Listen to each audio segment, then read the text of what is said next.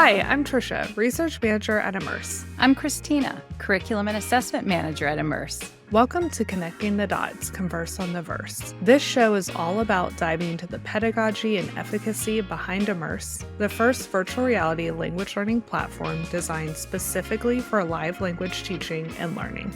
Today's episode unpacks what a communicative task is and the role grammar plays. I hope you enjoy this episode.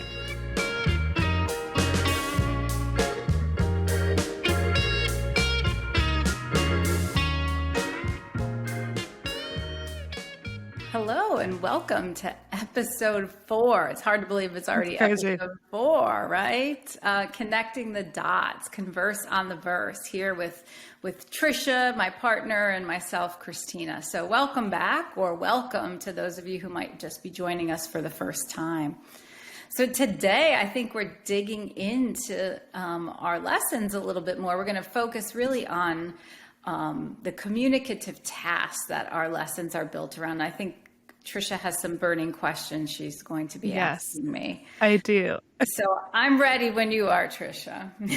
I do. Yeah. Last time, Christina gave us a really good overview. So that would be episode 2. If you haven't heard that, I would actually suggest that you listen to it before listening to this, because she really did a great job kind of laying out how we even organize our lessons at Immerse and how they connect to the other parts of the platform. But in that episode, you told me that our lessons help learners master a set of communicative tasks. And so I'm wondering, what do you mean by communicative tasks for people who are listening and maybe don't know what that refers to?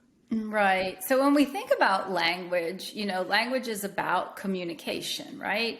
But everything that we communicate, we're trying to accomplish something, right? So if we think about it, right now, I might be summarizing, okay? You might be requesting from me. Mm-hmm. These are all communicative tasks, things that we do with the language.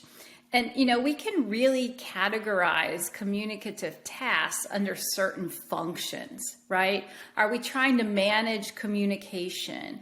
Are we trying to socialize? Are we trying to navigate health and safety? Or maybe we're trying to navigate our home life.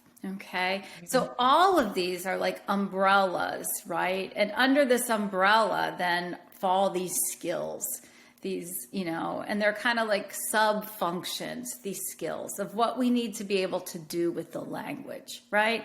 So it might be requesting, it might be giving advice, it might be apologizing, it might be sharing our likes or dislikes, or expressing displeasure or dissatisfaction or negotiation, right? So that's really what we mean by communicative tasks. Okay. So, Christina, I'm going to ask you kind of a hot question, but I'm curious, what, in your mind, with your expertise, what role do you think grammar plays in that? Great question. And nobody has been able to answer this question since language learning and teaching have existed, right? Or nobody's been able to answer this in a way that everybody is agreed upon. Exactly. But, here's the thing. Grammar, whether we like it or not, plays a role in communicating, right? Now, does grammar need to be at the forefront or in the backdrop, right? That's the big question, I think. And so, the way we've designed our lessons is we've taken a real inductive approach to grammar. And we know this works with adult learners, because adult learners bring to the table their own knowledge about their own language, right? Whether it's their first language or second language or a third language. And so what I mean by an inductive approach, we model the structures and we bring notice to those structures, always in context then. And we really allow our members, our learners, to actually construct their own grammar rules based on their own background knowledge. And we'll refine those as our instructors do, as our guides do. So grammar plays a huge role because you can't communicate effectively, right, without good structures. But at the same time, we have to take into consideration what our learners already know about grammar and letting them formulate their own rules, okay, with the support of our own rules and and the guidance that our guides give in Immerse.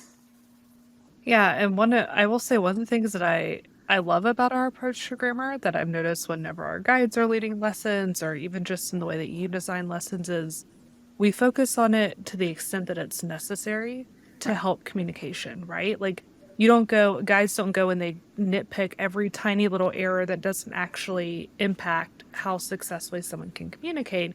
They correct things when it's like, hey, if you say this wrong, you're not going to be able to communicate effectively versus just like, hey, this is a tiny error that if you make it, doesn't really matter, frankly, you know?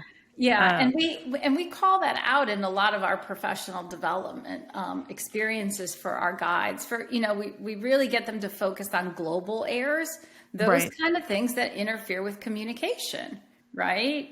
Versus local errors, which might drive a native speaker or an English language teacher crazy or a French teacher crazy, right? But really doesn't interfere at all with being able to accomplish a task in that language. Right. So it's an important part because we all go through life and we make a few mistakes along the way. Yeah. But I we're mean, I still make able to, mistakes in English still, right? So, but we're still able to communicate meaning. And so I think that's an important part. And that helps build confidence too with our members, with our right. learners, right? Once they're able to communicate, then we can fine tune. I mean, just think about children learning a language, right? If you've been a parent or you've been around young children, how you watch that language explosion, and Watch them experiment. you Yeah. watch them experiment with the language. So it's just amazing because that's where you build confidence. Yeah. Yeah. No, I agree. There's nothing more discouraging than like nitpicking every error someone makes when it's like, hey, at the end of the day, you still Right. understood them. Right. So, so Tommy, I'm gonna not switch topics, but kind of guide us back to talking about communicative task. I know that you said 2 weeks ago that when you design a lesson, it's hyper focused, right? And you're really Right. focused on one communicative task. Why is that so important? Yeah, great question. Yeah, so, we want, first of all, it goes back to feeling like you can accomplish something with the language, right? So Mm-hmm. motivation, it plays a huge role. So if I am working on, making a request, or, I just worked on a lesson the other day where you were complaining about a service, right? So, when you go to complain about the service, you need that language, and whether it's formal or informal, and what kind of service or product might you be complaining about? So, our members, our learners usually come and they have a very specific goal, a very specific gap they want to fill with their language. So by focusing on one communicative task, they're able to actually pick and choose those gaps that they need filled, right? But then, from a pedagogical standpoint, it also makes a lot of sense because we can build that context and we can build all the language you need to accomplish that task. And then you're able to accomplish that task. So then what happens? Well, now you're more highly motivated. Mm-hmm. You feel more confident with the language, that affective filter, which we've talked about with your research also is much lower, right? So, there's so many reasons why we should just focus on accomplishing one communicative task at a time. And that's not to say that other language isn't brought in. Other language Right. is brought in, but what we want to master, what we want to be able to accomplish at the end is being, if I want to negotiate a car deal, I'm going to negotiate a car deal at the end of that lesson. So Yeah. everything I'm doing is going to be focused on doing that. I want to go back to what you said about picking and choosing, how our learners can then look at the lessons and they can decide, hey, I want to pick this one. This is what I need to focus on. I know you talked about that before, just not on this podcast, but just in conversations, at work with our team.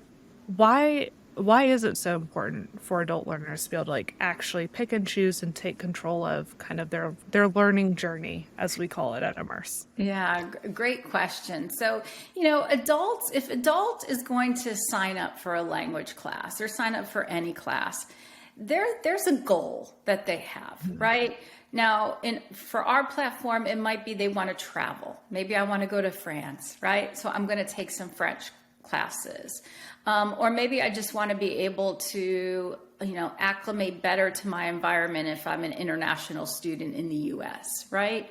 And so they have very specific goals. And as adults, we can drive our own learning, right? So we're very autonomous in our learning. And I can always give the example of math. Like I have high math anxiety, okay? So talk about You're one of affect those. filter in math, right?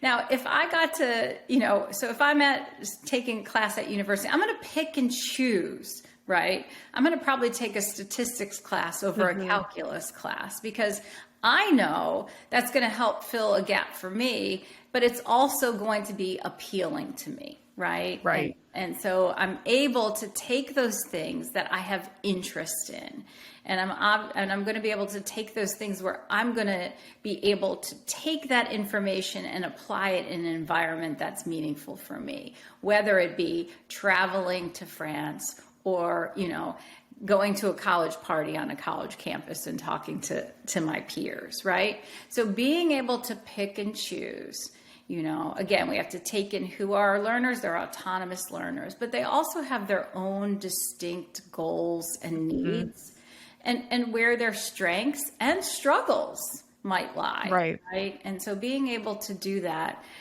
I think is really, really important. So, and that's one thing I love about our platform, right? Because it's not following some sequential. Right. It's not predetermined for them. Right. It's not predetermined. I, as a learner, can go and pick and choose. I really want to know how to negotiate at a shopping center. I'm traveling to Mexico, for example. So I'm going to go take a Spanish class on that.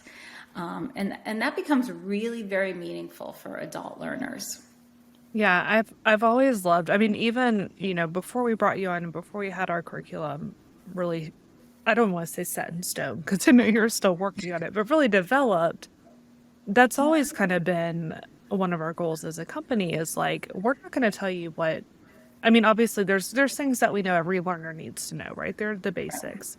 But we've never come at it from the approach of like, we're going to tell you exactly the vocabulary you need to know because we know that we're dealing with adult learners and a lot of them are studying Spanish for work. We have a lot of members who work in hospitals and want to learn Spanish to talk to their patients. We have some that want to travel. So they all have different goals. And so I've always appreciated kind of like our emergent language teaching approach and even the way that you've handled curriculum where it's like, we give them that autonomy to be able to decide what they want to learn, what they actually need to know. Right. Instead of us just being like, hey, we think you need to know this word that you might never use in your daily life. Right. And I'm sure a lot of learners struggle with that when they're taking language classes at a college or university, right? Because it goes through this really scripted syllabus and there's so many assumptions made through those syllabi, right? You're assuming that you don't know X, but you're also assuming that you know Y, and you may not know Y, but you know X, right? So, this allows the learner to really be in the driver's seat of their own journey, right? Yeah. I think it's very powerful. It is very powerful. I wanted to ask you, but I think I'll put a pin in it till we have time to really talk about the learning journey. But I definitely, when we get to that episode, I definitely want to dig into how you've designed the learning journey to fill up when they take lessons focused on specific communicative tasks. Because I think that that's really interesting and well thought out, but also motivating for students to be able to see kind of their little pinwheel is what I always call it. Fill up in the app. Right. No, yeah, it's everything is connected to our communicative tasks throughout Immerse. And whether you're practicing with an AI avatar, right? Or you're even going to one of our Connect sessions where you just have some free conversation. It's all connected. because it's not going to take one lesson on one task to build that task. And I should also say that our tasks are spiraled. So throughout our levels, you may revisit, making a request or negotiation or giving advice, but you're doing so, and it's building in complexity, right? So, yeah. And you're also doing so in different contexts. Like I know I've seen you design, absolutely. the initial lesson on whatever that task is will be in one scene, and then the second and third lesson will be in others, so that they can really apply that in different settings and help solidify it. Absolutely. So yeah, no, I appreciated this dialogue today. Yeah, no, thank you for answering all my questions. I guess I've said in the past, obviously I have a decent understanding of the curriculum work you do because we work so closely together, but I like being able to break it down and ask you all the questions I've been thinking about and that listeners might be thinking about too. Yeah, no, great. I appreciate it. It's good to break it down so I can think through it myself too. Yeah. Yeah. Yeah, excellent. Well, thank y'all for listening. Next week, Christine and I have it's a little different, but it's a very exciting episode. We went to the Eurocall conference in Iceland, and so we'll be doing a little conference recap, sharing about, we had 2 talks that we did there. We also worked a table.